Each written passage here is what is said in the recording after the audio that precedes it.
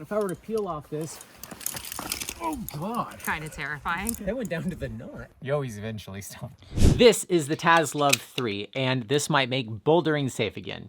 I always wondered when I saw highball bouldering what the learning curve was on that. Now this is a popular device for top rope soloing, where if you fall back on it, it catches you supposedly on a rope. Let's find out if it does what they advertise it to even do. You can rappel on a tensioned rope. Welcome to my rope access room where I have access to several ropes. We're gonna talk about how to rappel with this now, because the original design for this was to be able to rappel a tensioned rope, and I wanted to see if I could do that. Because you know, if you use a grigri or a pinch and you try to rappel while somebody's hanging on the rope below, you literally won't go anywhere if you're trying to rappel on that.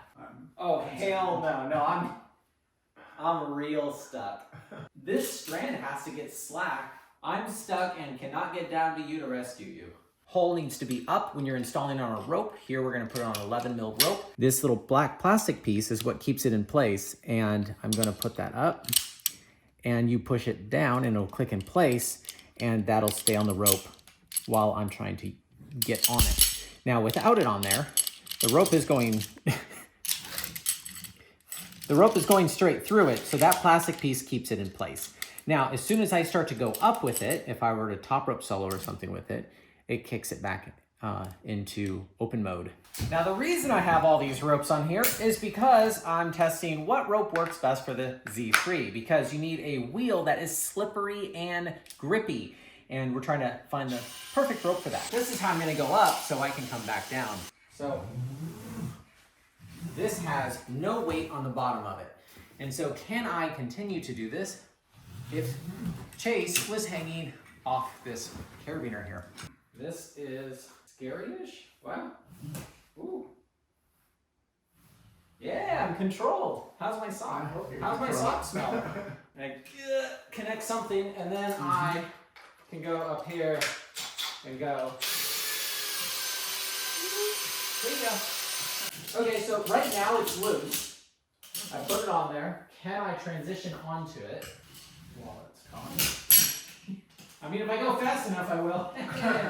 That's scary for you. Back in control mode? Yep, control mode. I got this. Yeah. I'm an expert. Chase almost ate my drill bit. Now, I'm not one to often read the instruction manual because I like to just figure the device out, but I thought it'd be helpful in this case to actually talk to the company to learn a little bit more about them. We were working on the products since 2010, more or less 11. Can you rappel if the rope is tight? Yes, it was the main goal. It was the target. Because we were working on ropes. Before I had my own company working on ropes. The main purpose and the main goal and target was to be able to descend. These are your main devices. Yes. The main and the only ones. Were you expecting it to be so popular with climbers? Recreational climbers? We didn't. It's a very big surprise for us because I'm a climber. I'm a mountain guide. For solo climbers, it's perfect. It only makes sense to give away a Taz Lov 3 in this week's email, since this week's video is about the Taz Lov. If you open up the newsletter at the bottom, you enter your name in the part that says, I want one. So it goes to somebody who actually wants it. If you're not signed up for our newsletter, you're not going to get it. And then you won't be able to tell us you want that. So this device was intended to rappel tensioned ropes. But then why did it become such a popular device with rope soloists? Well, since the rope feeds straight down, whereas a grigri or other belay device has to have that S shape, it will self-feed as long as you hold it up. Let's have Brent show you how he uses this when he's bouldering. Now that my ground anchor is set, I am going to climb up the down climb of this boulder with my Taz Lov to rappel, a rope protector to set on the top backside edge, and go rappel into the problem. There's shorter fore roots here than this, but this is in the boulder field, so it's a boulder. So it's just so stupid. Forget what this thing's even called, but it's a V4 or V5, very tall, and the hard part is right up here. And I climbed up to those holes a few times from the ground. First I'll come all the way down and reset up my top rope solo kit. It's a little bit finicky on rappel. You definitely want to be firm on your brake hand and feather it pretty gently. But it works okay. on a 10 millimeter static. So in order to get the Taz Lov to feed, you need a decent bit of weight on the bottom of the rope. And for a boulder, you already have a long rope probably. So you can just coil a decent bit to make maybe a couple pound rope weight. It doesn't even need to be all of it. So I coil it starting from the hanging side. And then I wrap a noose from the hanging side around the top of the rope, pass the bight through. So you can see I can slide it to set the height. And then I just do a little wraparound knot. Technical knot name. Squish it into the parallel jaws behind the little black piece. And then you close it. Straight rope path, unlike the grigri. But this is not a belay device. It's an industrial safety fall arrest device and descender. So fall arresting and descending is exactly what we're doing here. So that's pretty good, but I still like a backup to have a redundant device, and there's almost no downside because I'll show how you can hold it open and still lower very quickly. So use the spoc, use your anti-cross loading widget. That's what I personally like. This setup. And why this sling? And this sling is a folded over sling, girth hitched through my double points, and that just lets it hang lower, but still lets you do the kind of grigri yarding up motion if you need to yard up a few moves and you don't want to pull out a full ascender. So your thumb is on the teeth to hold it open while you hang onto the rope and lower yourself. That's what I do. So the microtraxion and the roll and lock can just lock open, and then you can just use your device ignoring the progress capturing pulley below it. But I like this fact that my backup can't be locked open. You can sit back. It shows how steep it is. Lower. So the rope's still in your hand. You hold that open, and then you can actually lower. And then you're not transitioning. Then we're not transitioning. And I'm ready to immediately pull back on and keep climbing. If you didn't have to come to the ground to film.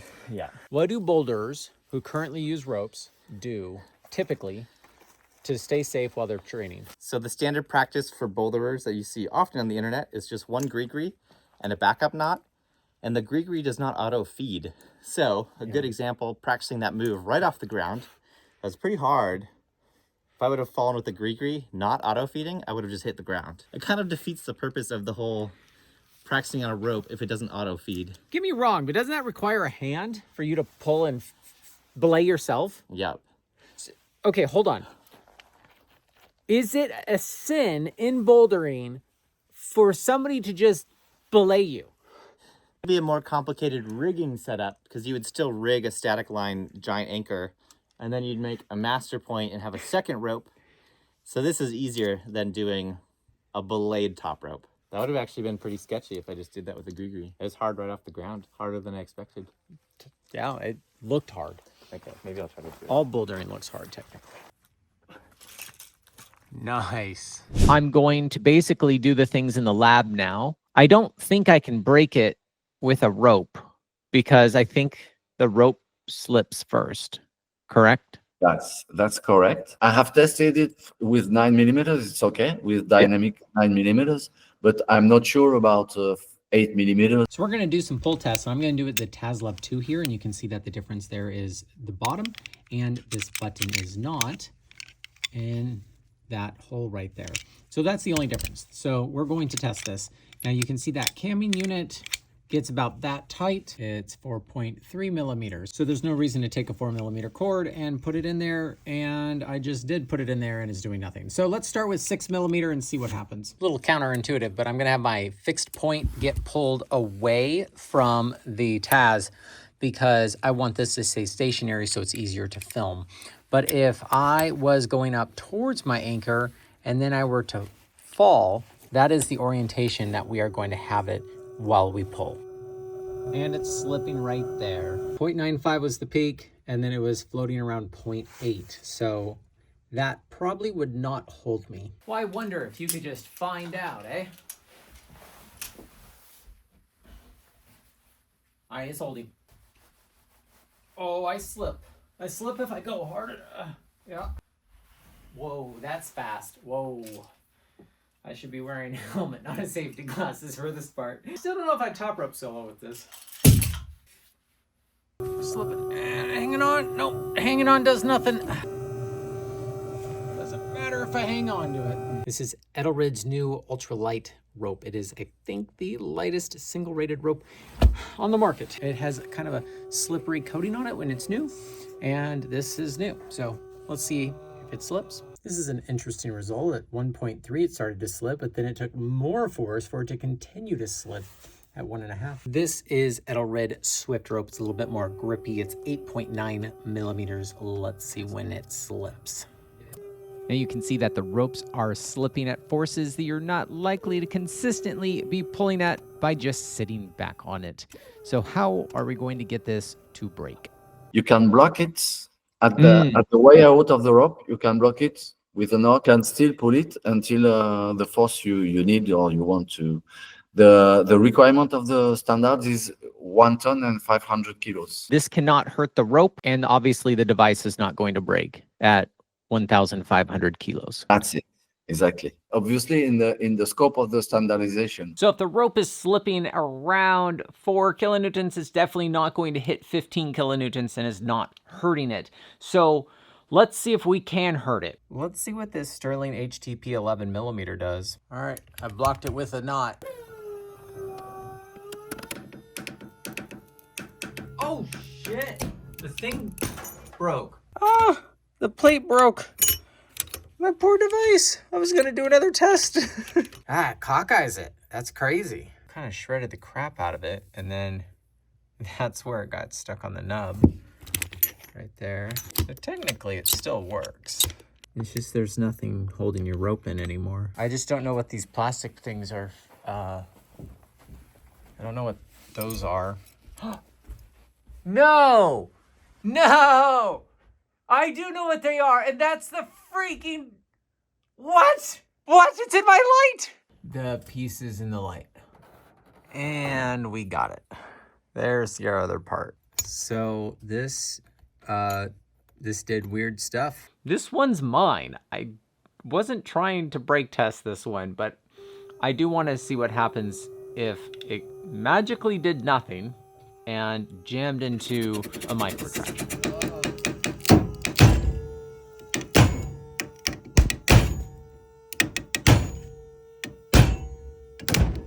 That's a lot higher than I usually get on tooth devices. Did it even break where the teeth were?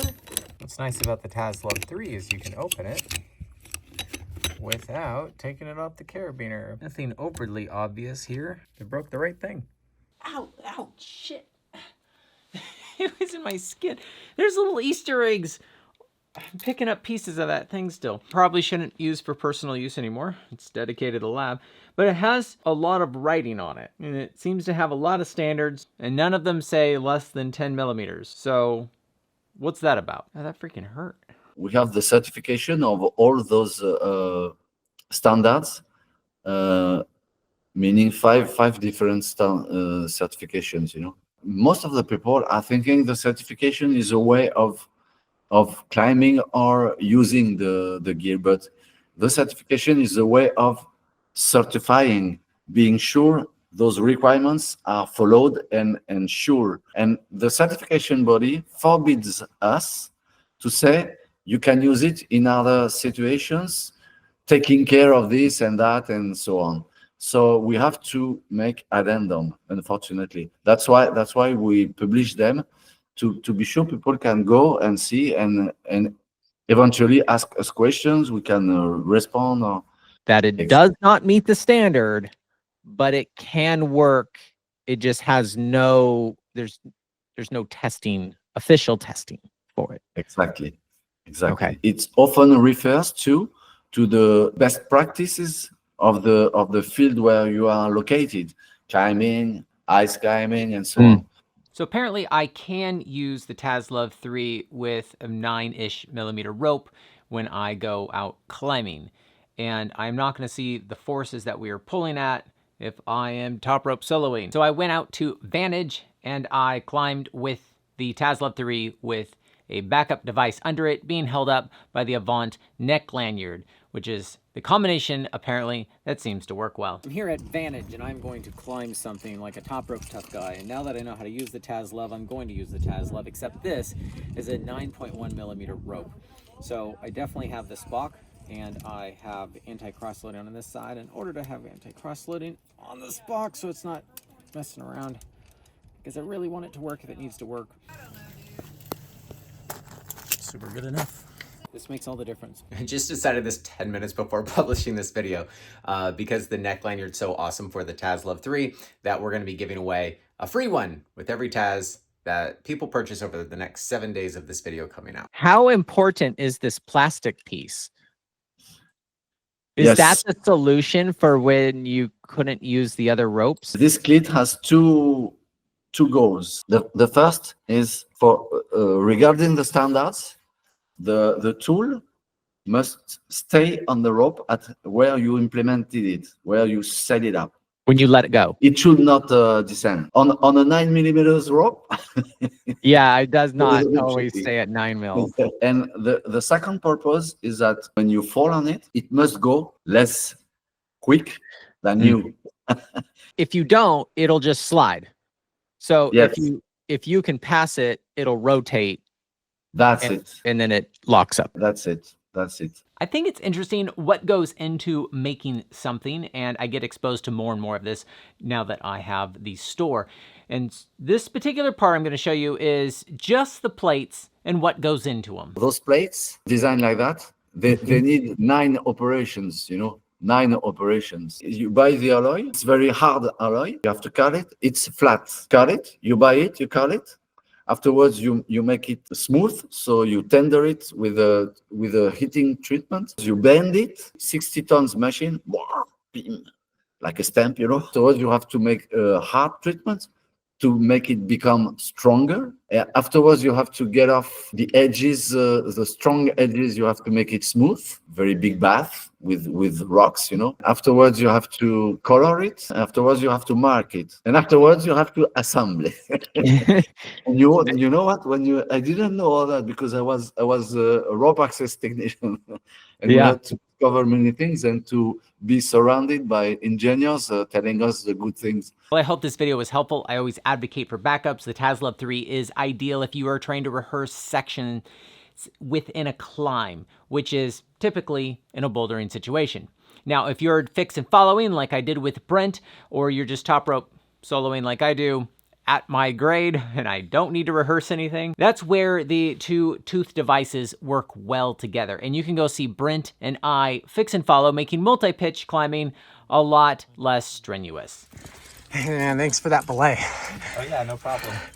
How's that meat taste? Charcuterie stick is delicious. Friends don't let friends belay.